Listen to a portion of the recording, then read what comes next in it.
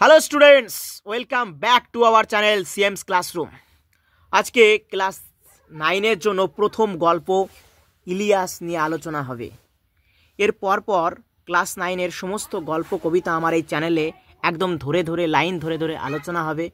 তাই আমার একটি ছোট্ট অনুরোধ, যারা যারা আমাদের এই চ্যানেলে নতুন তারা চ্যানেলটিকে সাবস্ক্রাইব করে পাশের বেল আইকনটি ক্লিক করে দাও, যাতে অল নোটিফিকেশান তোমার কাছে পৌঁছায়।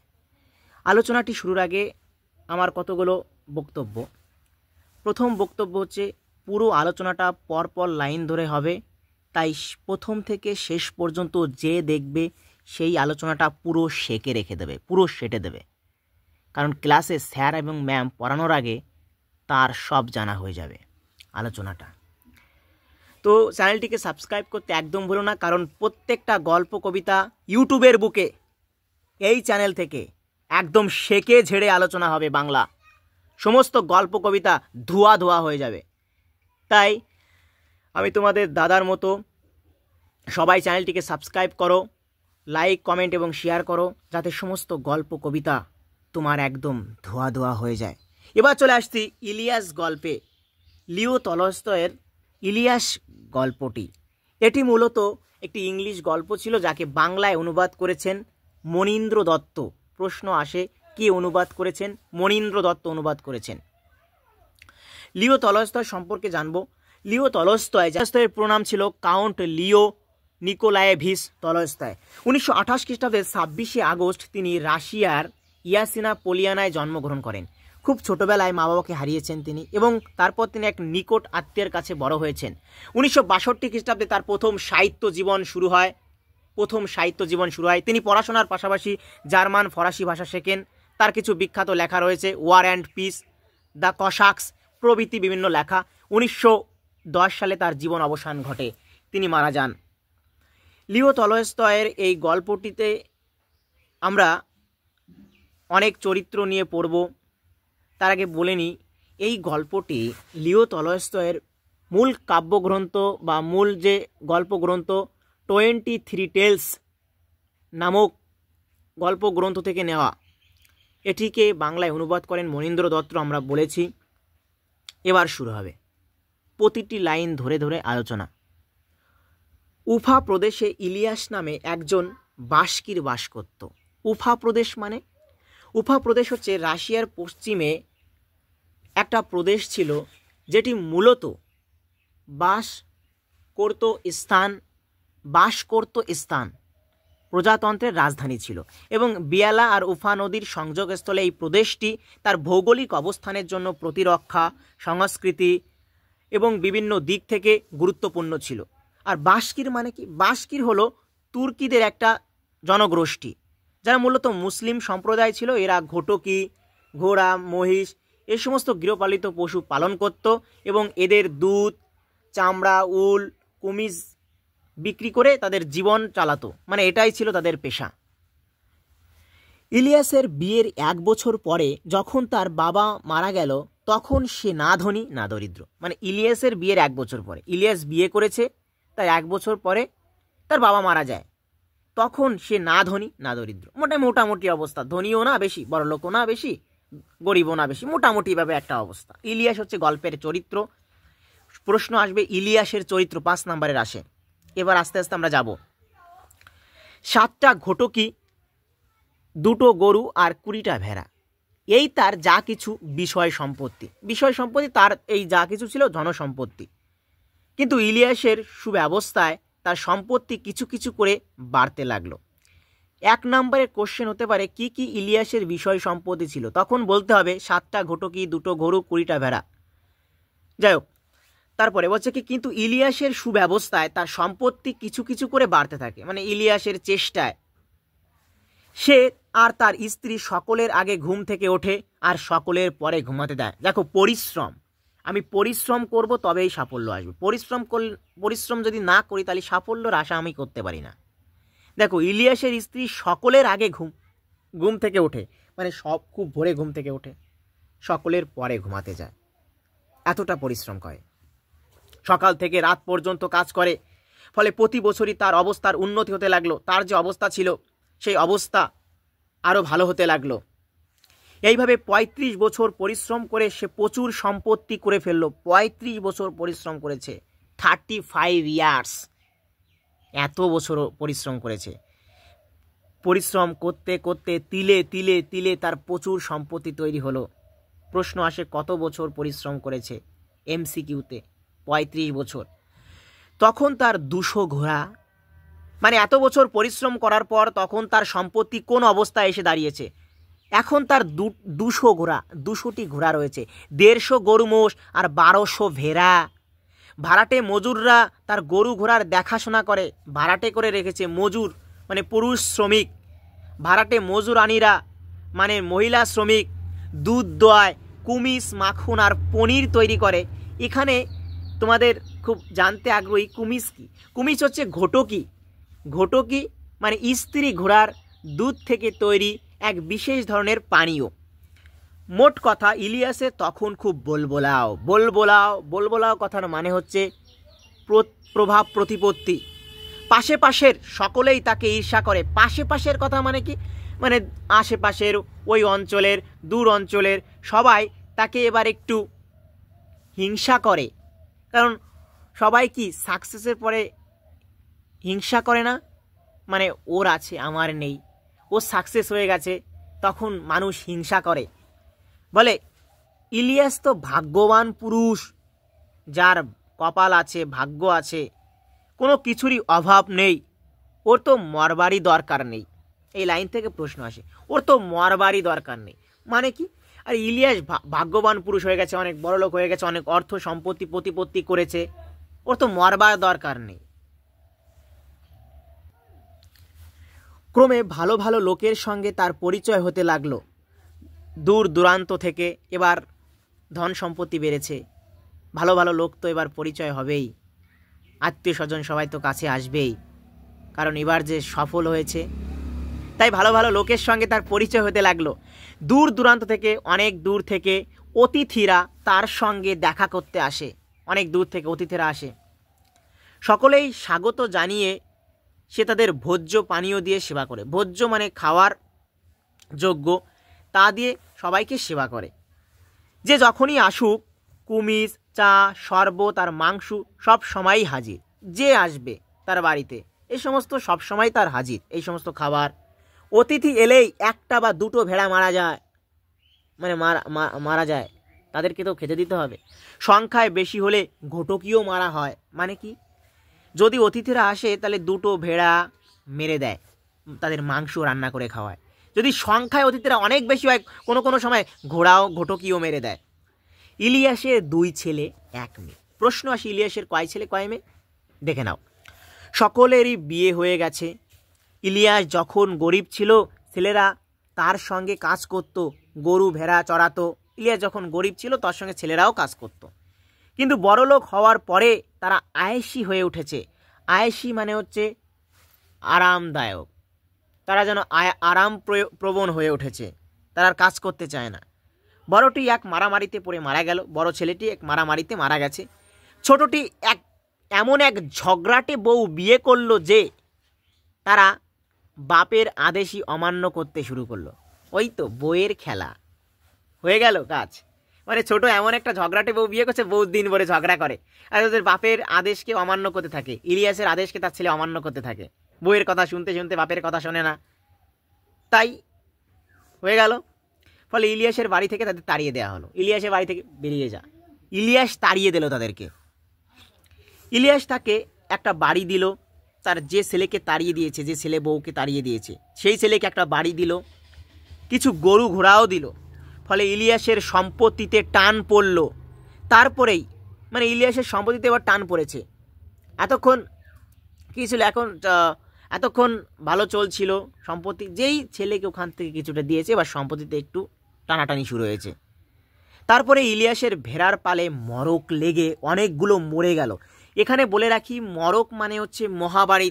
মহামারীতে ইলিয়াসের ভেড়ার পাল অনেক ভেড়া মারা গেছে। তার পরের বছর দেখা দিল দুর্ভিক্ষ, খাদ্যের অভাব। তার পরের বছর আবার দুর্ভিক্ষ দেখা দিয়েছে, খড় পাওয়া গেল না একেবারে। ফলে সে বছর শীতকালে অনেক গরু মোষ না খেয়ে মরল। সেই বছর শীতকালে খড় পাওয়া যাচ্ছে না, দুর্ভিক্ষ হয়েছে, সেই শীতকালে অনেক গরু মোষ না খেয়ে মরে গেল। তারপর কিরবিজরা তার সব চাইতে ভালো ঘোড়াগুলো চুরি করে নিয়ে গেল। এখানে বলে রাখি, কিরবিজ হচ্ছে রাশিয়ার এক দস্যু সম্প্রদায়, মানে এক উপজাতি সম্প্রদায়, যারা চুরি ডাকাতি এই দস্যুবৃত্তি করে জীবন অতিবাহিত করে। তারা ওর সব ভালো ঘোড়াগুলি চুরি। ইলিয়াসের অবস্থা খারাপ হয়ে পড়ল, মানে এতে তার ঘোড়া চুরি হয়ে গেল, তার সমস্ত ঘোড়া গরু মরে গেল, এতে ইলিয়াসের অবস্থা আরও খারাপ হয়ে পড়ল। যত তার অবস্থা পড়তে লাগলো ততই তার শরীরের জোরও কমতে লাগলো। অবস্থা পড়তে লাগলো মানে আগে অনেক ভালো অবস্থা ছিল, এখন দিন দিন আরও খারাপ অবস্থা হতে থাকছে। যত খারাপ হচ্ছে ততই তার শরীরেরও জোর কমতে লাগলো, আর জোর পাচ্ছে না শরীরে। এমনি করে 70 বছর বয়সে ইলিয়াস বাধ্য হয়ে তার পশমের কোট, তার কম্বল, ঘোড়ার জিন, তাঁবু এবং সব শেষে গৃহপালিত পশুগুলিকে বিক্রি করে দিয়ে দুর্দশার একেবারে চরমে নেমে গেল। মানে এই 70 বছর বয়সে ইলিয়াস তার কোট, তার কম্বল, ঘোড়ার জিন মানে হচ্ছে ঘোড়ার পিঠে আরোহীর বসবার জন্য যে চামড়ার আসন, সেগুলি বিক্রি করে দিতে বাধ্য হলো। একেবারে দুর্দশার চরমে নেমে গেল। আসল অবস্থা বুঝে উঠবার আগেই সে একেবারে সর্বহারা হয়ে পড়ল। আসল অবস্থা মানে ঘটনাটা কি করে কি থেকে কি হয়ে গেল, এই অবস্থা বুঝে ওঠার আগেই সে একেবারে সর্বহারা হয়ে পড়ল। সর্বহারা মানে সব কিছু হারিয়ে ফেলে, যে সে একেবারে সর্বহারা হয়ে গেছে। ফলে বৃদ্ধ বয়সে স্বামী স্ত্রীকে অজানা লোকের বাড়িতে বাস করে তাদের কাজ করে খেতে হতো। মানে এই বৃদ্ধ বয়সে স্বামী স্ত্রী, ইলিয়াস এবং তার স্ত্রী কোনো এক অজানা লোকের বাড়িতে বাস করত এবং তাদের বাড়ি কাজ করে খেত। সম্বলের মধ্যে রইল, সম্বল মানে তার ওই সামান্য পাথেও পুঁজি, তার মধ্যে রইল শুধু কাঁধে একটা বোচকা। বোচকা মানে হচ্ছে কি, কাপড় দিয়ে একত্রে বাঁধা মোটা পোটলা বিশেষ, সেই বোচকা পরে থাকলো সম্বলের মধ্যে। পরীক্ষায় প্রশ্ন হয় সম্বলের মধ্যে তার কি রইল এবং তার মধ্যে কি ছিল। দেখো, তাতে ছিল একটা লোমের তৈরি কোট, টুপি, জুতো আর বুট। আর তার বৃদ্ধা স্ত্রী ছিল, সেই স্ত্রীর নাম ছিল শামসেমাগি। বিতাড়িত পুত্র অনেক দূর দেশে চলে গেছে, বিতাড়িত যাকে তাড়িয়ে দিয়েছিল সে অনেক দূরে চলে গেছে। মেয়েটিও মারা গেছে। ওই যে বলছিলাম ইলিয়াসের 2 ছেলে 1 মেয়ে, ওই যে মেয়েটি ছিল সে মারা গেছে। বৃদ্ধ দম্পতিকে, বৃদ্ধ স্বামী স্ত্রীকে সাহায্য করবার তখন কেউ নেই, কেউ তাকে সাহায্য করতে পারবে না, তখন আর কেউ নেই। মোহাম্মদ শাহ নামে এক প্রতিবেশীর করুণা হলো বুড়ো বুড়ির জন্য। তাদের এক প্রতিবেশী ছিল যার নাম ছিল মোহাম্মদ শাহ, তার একটু দয়া হলো ওই বুড়ো বুড়ির জন্য। সে নিজেও ধনী নয়, গরিবও নয়, তবে থাকতো সুখে আর লোকও ভালো। যার কথা বলা হচ্ছে মোহাম্মদ শাহ বেশি ধনীও না, খুব গরিবও না, তবে সুখে থাকতো, লোকও খুব ভালো। ইলিয়াসের অতিথি বৎসলতার কথা স্মরণ করে, অতিথি বৎসলতা কথার মানে হচ্ছে যে খুব অতিথি আত্মীয়কে খাতির যত্ন করে, সেই কথা স্মরণ করে তার খুব দুঃখ হলো। বলল, ইলিয়াস তুমি আমার বাড়ি এসে আমার সঙ্গে থাকো। তখন মোহাম্মদ শাহ ইলিয়াসকে বলছে, বুড়িকেও নিয়ে এসো, মানে তার স্ত্রীর কথা বলা হয়েছে। যতটা ক্ষমতায় কুলায় গ্রীষ্মে আর আমার তরমুজের খেতে কাজ করবে, আর শীতকালে গরু ঘোড়াগুলোকে খাওয়াবে। বলছে বুড়িকেও নিয়ে আসো, যতটা ক্ষমতায় তোমাদের পারা যায়, যে গ্রীষ্মকালে আমার তরমুজের ক্ষেত একটু কাজ করবে আর শীতকালে আমার গরু ঘোড়াগুলিকে একটু খাওয়াবে। মোহাম্মদ শাহ ইলিয়াসকে বলছে। শামসেমাগিও ঘটকিগুলোকে দুইতে পারবে, কুমিশ তৈরি করতে পারবে, মানে ইলিয়াসের স্ত্রী ছিল। এখানে একটা কথা বলে রাখি, মোস্ট ইম্পর্টেন্ট কোশ্চেন, শামসেমাগির চরিত্র, ইলিয়াসের স্ত্রীর চরিত্র আসে। এবং কুমিশ তৈরি করতে পারবে, সে ভালো কুমিশ তৈরি করতে পারবে, ঘটকিগুলোকে দেখাশোনা করতে পারবে, এরকম আর কি। আমি তোমাদের দুজনেরই খাওয়া পড়া দেব, মানে দুজনকেই সে খাওয়া পড়া দেবে, ওর বাড়িতে থাকবে, একটু কাজ টাজ করবে। এছাড়া যদি কখনো কিছু লাগে বলবে তাও দেব, কিছু লাগলে বলবে তাও দেব। ইলিয়াস প্রতিবেশীকে ধন্যবাদ দিল। সে আর তার স্ত্রী মোহাম্মদ শাহর বাড়িতে ভাড়াটে মজুরের মতো কাজ করে খেতে লাগলো। প্রথমে বেশ কষ্ট হতো, কিন্তু ক্রমে ক্রমে সব সয়ে গেল। প্রথম দিকে কিছুটা কষ্ট হতো ইলিয়াস এবং তার স্ত্রীর, ধীরে ধীরে ওটা সয়ে গেল। যতটা পারতো কাজ করতো আর থাকতো। বুড়ো বুড়িকে রেখে মোহাম্মদ শাহরও লাভ হলো, কারণ নিজেরা একদিন মনিব ছিল বলে সব কাজই তারা ভালোভাবে করতে পারতো। নিজেরা একদিন মনিব ছিল, একদিন তারাও মনিব ছিল, তাই তারা সমস্ত কাজ ভালোভাবে করতে পারে। তাছাড়া তারা অলস নয়, সাধ্য মতো কাজকর্ম করত। তবু এই সম্পূর্ণ মানুষ দুটির দুরবস্থা দেখে মোহাম্মদ শাহর দুঃখ হতো। কত বড় লোক ছিল, কত ভালো অবস্থা ছিল, আর এখন আজকে কিচ্ছু নেই, তাই এর জন্য দুঃখ হতো মোহাম্মদ শাহর। একদিন মোহাম্মদ শাহর একদল আত্মীয় অনেক দূর থেকে এসে তার বাড়িতে অতিথি হলো। মোহাম্মদ শাহর যে অতিথি আত্মীয় ছিল অনেক দূর থেকে এসেছে। তাদের মধ্যে একজন ছিলেন মোল্লা। আগে বলেনি মোল্লাকে। আমাদের হিন্দু ধর্মে যেমন পুরোহিত আছে, সেরকম মুসলমান ধর্মে ধর্ম আচরণে সহায়ক পণ্ডিত ব্যক্তিকে মোল্লা বলা হয়। মোহাম্মদ শাহ ইলিয়াসকে একটা ভেড়া এনে মারতে বলল। মোহাম্মদ শাহ ইলিয়াসকে একটা ভেড়া এনে মারতে বলল, যে ইলিয়াস একটা ভেড়া মেরে দাও, সেকে দাও। ইলিয়াস তার চামড়া ছাড়িয়ে সেদ্ধ করে অতিথিদের কাছে পাঠিয়ে দিল। অতিথিরা খাওয়া দাওয়া করলো, চা খেলো, তারপর কুমিশে হাত চা খেলো, তারপর কুমিশে হাত দিল। মেঝে কম্বলের উপরে পাতা কুশনে গৃহস্বামীর সঙ্গে বসে অতিথিরা বাটি থেকে কুমিশ পান করতে করতে গল্প করছিল। মেঝে কম্বলের উপরে পাতা কুশন। আগে বলেনি কুশন কথার মানে। কুশন কথার মানে হলো পেতে বা পিঠে হেলানো দিয়ে বসার জন্য এক ধরনের গদি বিশেষ। তো ওখানে বসলো। এমন সময় কাজ শেষ করে ইলিয়াস দরজার পাশ দিয়ে যাচ্ছিল। তাকে দেখতে পেয়ে মোহাম্মদ শাহ অতিথিদের বলল, দরজার পাশ দিয়ে যে বুড়ো মানুষটি চলে গেল তাকে আপনারা লক্ষ্য করেছেন কি? এবার মোহাম্মদ শাহ তার অতিথিদের বলছে। একজন বলল, আমি তাকে দেখিনি, কিন্তু ওর মধ্যে বিশেষ করে দেখবার কিছু আছে নাকি? ওকে দেখার কি আছে? এক সময় কিন্তু তাকে দেখার জন্য লোকজন দূর দূরান্ত থেকে আসতো, তার সঙ্গে অনেক ভালো পরিচয় ছিল। বলছে ওকে দেখার কিছু আছে নাকি ওর মধ্যে, ওকে দেখব। বিশেষত্ব এই যে, বৈশিষ্ট্যটা এই যে, এক সময় সে এ তল্লাটের সবচেয়ে ধনী ছিল, এই অঞ্চলের সব থেকে বড় ধনী ছিল। নাম ইলিয়াস। নামটা আপনারা হয়তো শুনে থাকবেন। অতিথি বলল, নিশ্চয়ই সবাই শুনেছে। বললাম নাম শুনেছে, এবার সবাই নিশ্চয়ই। না শোনবার জোকি, না শোনার কি আছে? শুনেছি, নিশ্চয়ই শুনেছি। লোকটিকে কখনো চোখে দেখিনি, কিন্তু তার সুনাম ছড়িয়েছিল বহুদূর। লোকটিকে কখনো আমরা চোখে দেখিনি, কিন্তু ওনার নাম ধাম অনেক দূর ছড়িয়েছিল। অথচ আজ তার কিছু নেই। আমার কাছে মজুরের মতো থাকে। তার স্ত্রী আমার ঘটকিদের দুধ দয়। আজকে তার কিছু নেই। আমার বাড়ি মজুর শ্রমিক হিসাবে থাকে, আর ওই স্ত্রী ঘোড়াগুলির দুধ দয়। অতিথি সবিস্ময়ে জিভ দিয়ে চুকচুক চুকচুক শব্দ করলো। মানে আমরা অনেক সময় বিস্ময় করি না,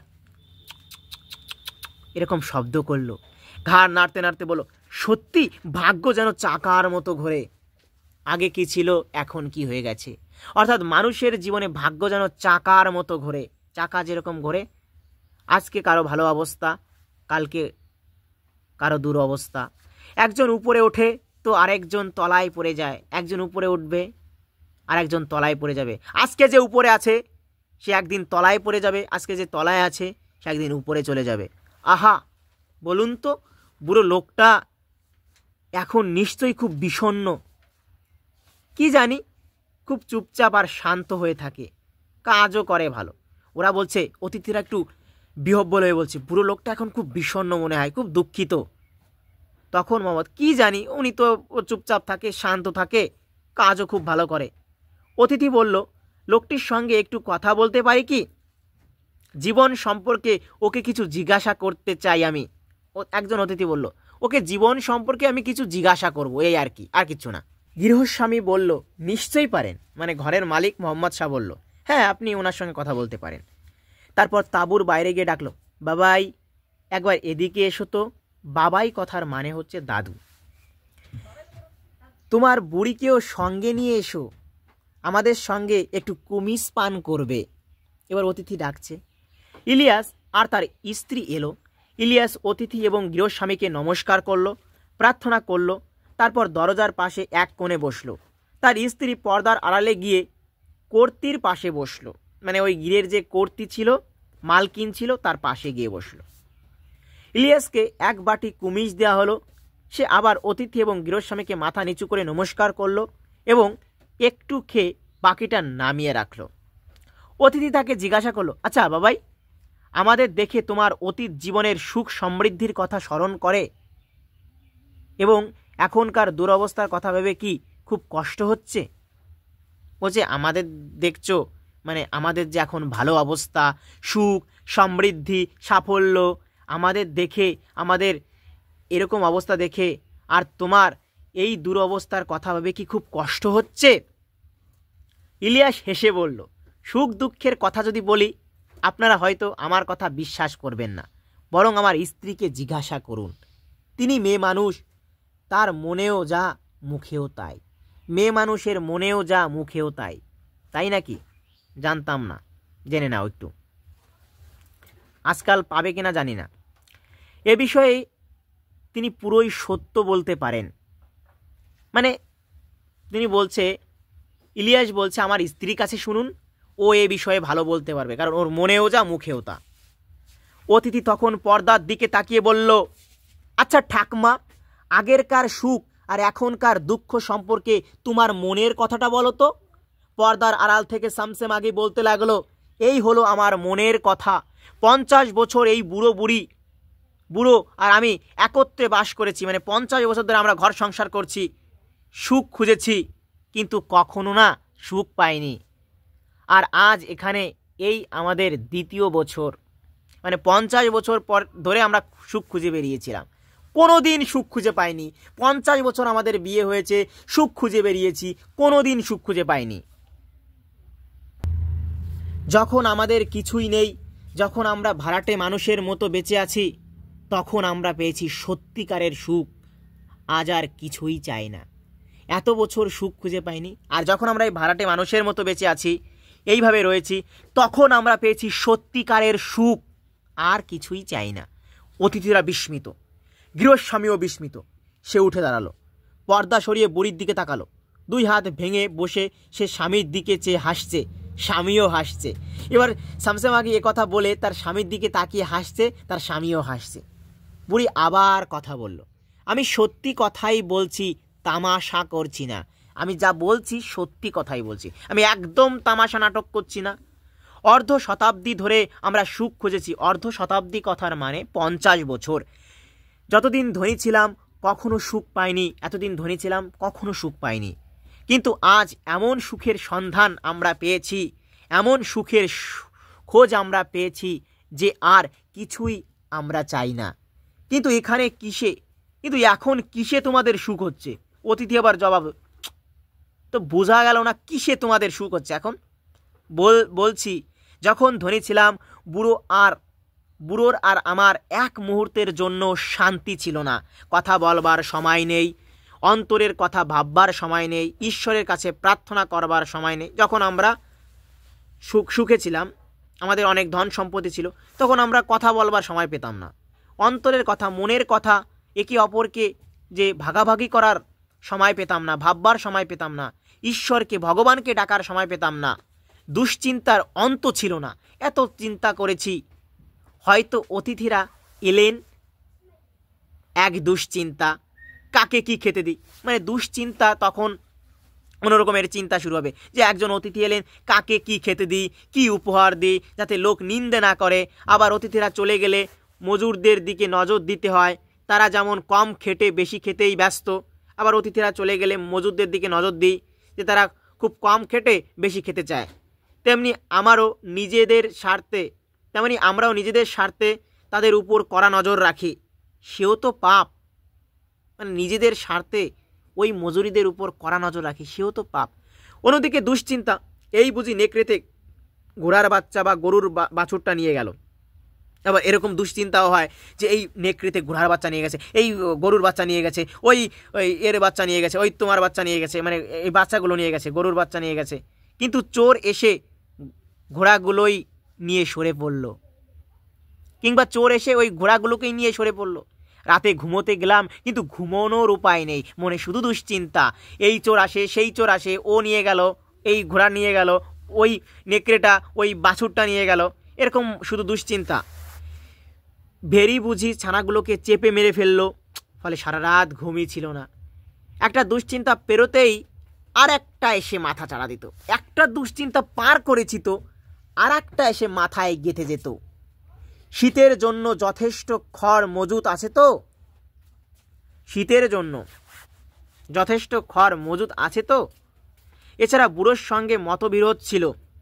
বুড়োর সঙ্গে কি মতবিরোধ ছিল?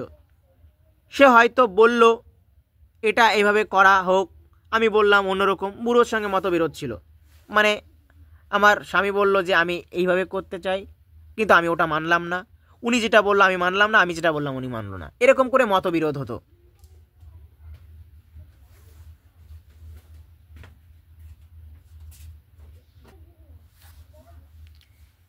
এটা এইভাবে করা হোক, আমি বললাম অন্যরকমভাবে। এইভাবে বুড়োর সঙ্গে একটা মতবিরোধ চলতে থাকতো, ফলে ঝগড়াও।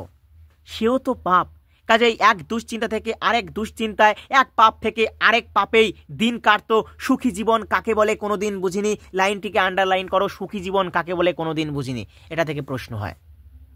আর এখনও বলছে সুখী জীবন যে কাকে বলে কোনোদিন বুঝতে পারিনি এতদিন। আর অতিথিরা জিজ্ঞাসা করছে আর এখন? এখন বুড়ো আর আমি একসঙ্গে সকালে উঠি, দুটো সুখ শান্তির কথা বলি।